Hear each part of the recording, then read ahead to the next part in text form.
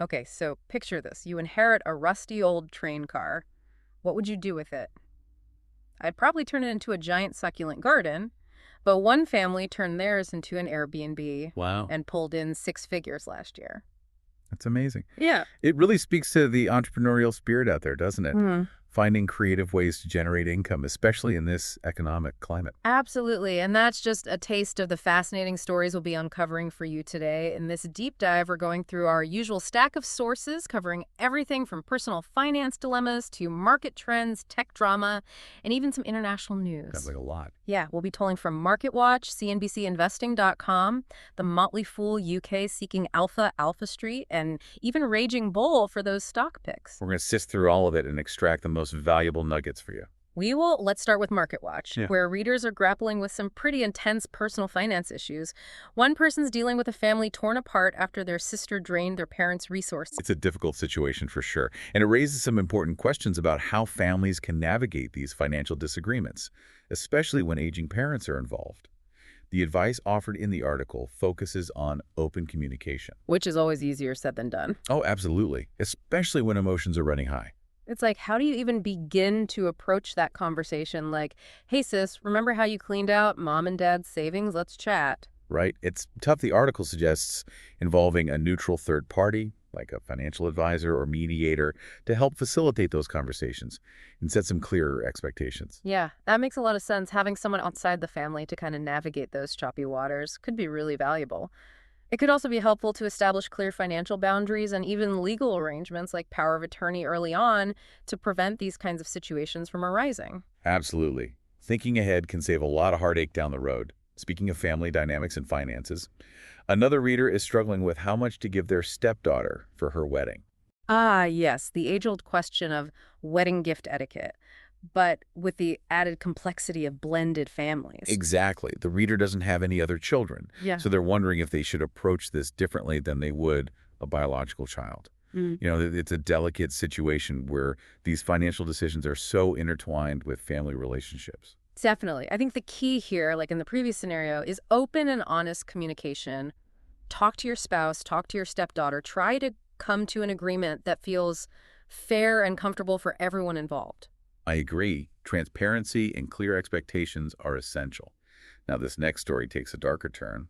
One reader is concerned that their 90-year-old parents' neighbor might be taking advantage of them. This is a situation that unfortunately plays out all too often. It's heartbreaking when older adults who may be more vulnerable become targets of exploitation. The article emphasizes the importance of being vigilant and recognizing the signs of potential elder abuse, which can be subtle things like unsolicited help, Yeah. isolating the elderly person from family and friends, or even discouraging them from seeking professional assistance. What's really tricky in this situation is that the reader suspects something is off, but doesn't have concrete proof. It's that feeling of unease, but not knowing how to address it without potentially making things worse. Right. The article recommends gathering more information and documenting any suspicious behavior. It also stresses the importance of talking to the parents directly, but gently, to gauge their perspective on the situation. And if there are serious concerns involving other family members or trusted professionals, like a social worker or an attorney, is crucial. Yeah, it's a delicate balance between respecting your parents' autonomy and ensuring their safety and well-being.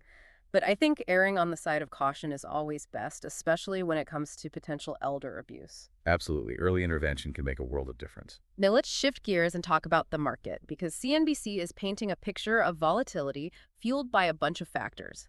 The first thing that jumps out is a strong jobs report actually causing a stock sell-off. Seems counterintuitive, right? Shouldn't good economic news be good for the market? Exactly what's going on there. It comes down to inflation and the Federal Reserve's efforts to control it. Remember, they've been raising interest rates to try to cool down the economy. When they see a strong jobs report, it signals that their efforts might not be working as quickly as they'd like. So investors are worried that the Fed will continue to raise rates aggressively to combat inflation. Precisely, and higher interest rates make it more expensive for companies to borrow money, which can impact their profits and growth. Potential investors get spooked, leading to a sell-off. Okay, that makes sense. So what other factors are contributing to this market volatility? Well, the potential return of President Trump to the White House is adding a layer of uncertainty. Some analysts believe his policies could benefit certain sectors, while others are concerned about the potential for increased volatility and trade tensions. It's like a giant game of market chess with everyone trying to anticipate the next move. We see Goldman Sachs predicting that the market is vulnerable to a correction, while Bank of America is highlighting potential opportunities in specific companies like Amazon. And then there's the discussion around dividend stocks as a potential hedge against inflation. We see this echoed in MarketWatch's interview with a fund manager who's bullish on dividend-paying companies. It's almost enough to make your head spin trying to keep up with all the conflicting opinions and strategies, but amidst all this volatility, the Motley Fool UK offers a glimmer of hope with a series of articles about building a second income through investments. They break down different strategies for generating passive income, focusing on those dividend-paying stocks and real estate investment trusts. I love that they provide concrete examples like how someone with £20,000 in savings could aim for almost £1,000 a month in passive income. It makes the concept feel more attainable even for those who aren't seasoned investors. Of course, it's important to remember that investing always carries some level of risk, and passive income takes time, research, and a long-term perspective. But the articles do a good job of outlining the potential rewards and the steps involved. Speaking of risks, Bitcoin had a stellar year in 2024, rising about 125%. Is it time to jump on that bandwagon? That's the million-dollar question, isn't it? Yeah. CNBC explores this very topic, acknowledging Bitcoin's incredible potential, but also highlighting its inherent volatility. So high risk, but potentially high reward. Exactly. It's important to approach cryptocurrency investments with caution and a clear understanding of the risks involved. Most financial experts recommend that Bitcoin should not make up more than 5% of your overall portfolio. Diversification is key. Okay, one last thing before we move on from the financial world.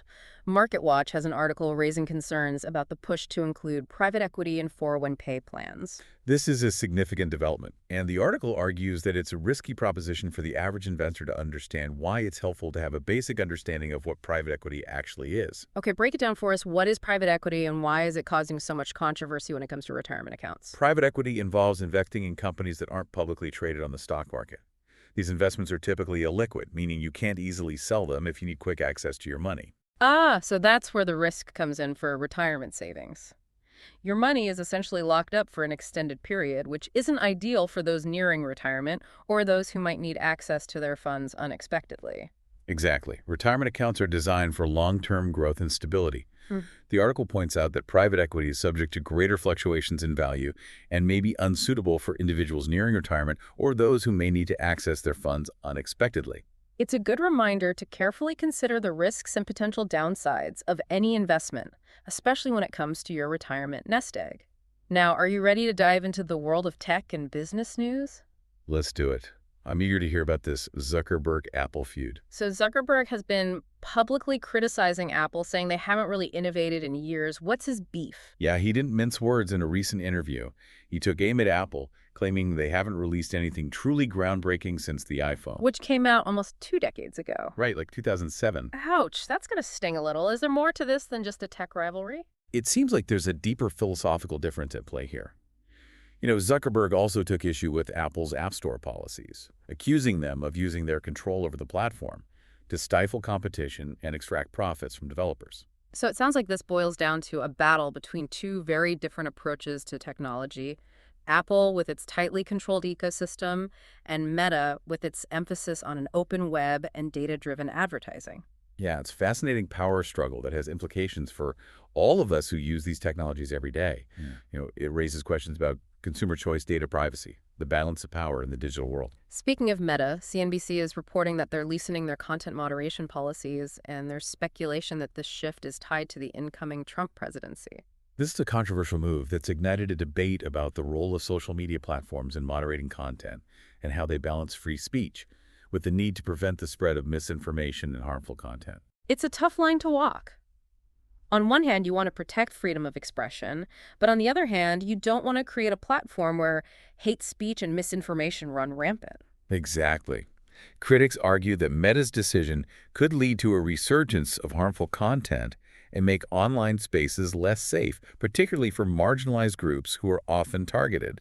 Supporters, however, argue that it's a necessary step to protect free speech and prevent what they see as censorship. It will be interesting to see how this plays out and what impact it has on the online landscape. But let's move on to a story about a company that's having a banner year. CNBC is highlighting Applovin, a mobile advertising company that's seeing its shares soar. Yeah, they've had a phenomenal year. Analysts are predicting this trend will continue into 2025. What's fueling their success? Well, several factors seem to be contributing to their remarkable performance. Their deep expertise in mobile advertising technology is a key asset, as is their ability to adapt to the ever-evolving landscape of privacy regulations. They've also been adept at capitalizing on the booming mobile gaming and entertainment industries, which are prime markets for their advertising services. It's encouraging to see a company thriving even in these uncertain economic times now before we shift our focus internationally. I noticed that Raging Bull is buzzing about Walgreens, which is apparently up over 25% this morning. That's a significant jump. We'll want to keep an eye on that and see what's driving that surge now. Let's venture beyond U.S. borders. Our first stop is Los Angeles, where raging wildfires are forcing evacuations and causing widespread damage. It's a devastating situation. CNBC reports that firefighters are battling to contain the blazes, but strong winds are making their job incredibly difficult. It's heartbreaking to think about the impact this is having on people's lives and homes. Thousands have been displaced, and the economic toll will be substantial. It really puts things in perspective, doesn't it? Amidst all the market fluctuations and tech drama, these real-world events are a stark reminder of what's truly important. It also makes the story about that family who converted a train car into an Airbnb even more poignant. Finding a way to create something positive and generate income in the face of adversity is incredibly inspiring. It speaks to the resilience of the human spirit and the power of innovation, even in the most challenging circumstances. Now, shifting to another major global event, the Supreme Court is about to make a decision on a potential TikTok ban, which will put pressure on the incoming Trump administration. This saga has been going on for years, stemming from concerns about TikTok's Chinese ownership and the potential for user data to be accessed by the Chinese government. Right. It's become a flashpoint in the escalating tensions between the U.S. and China, raising questions about national security, data privacy, and freedom of expression. The Supreme Court's decision, whichever way it goes, will have far-reaching implications. It could set a precedent for how the U.S. government regulates foreign-owned tech companies operating within its borders. It's definitely a case to follow closely. And finally, we have news from the conflict in Ukraine.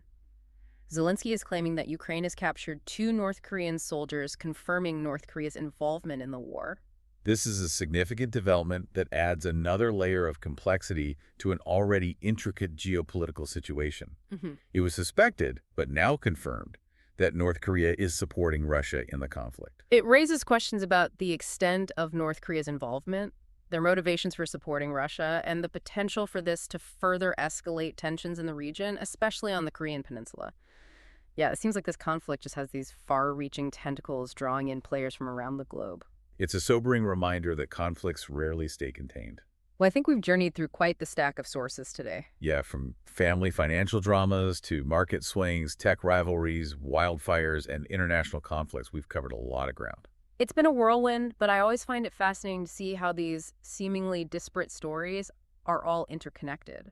Exactly. They all paint a picture of the world. We live in a world full of challenges, but also resilience, innovation, and even those moments of hope. Speaking of hope, I'm curious what stood out to you as a listener in all of this. Were there any particular stories that resonated with you or surprised you?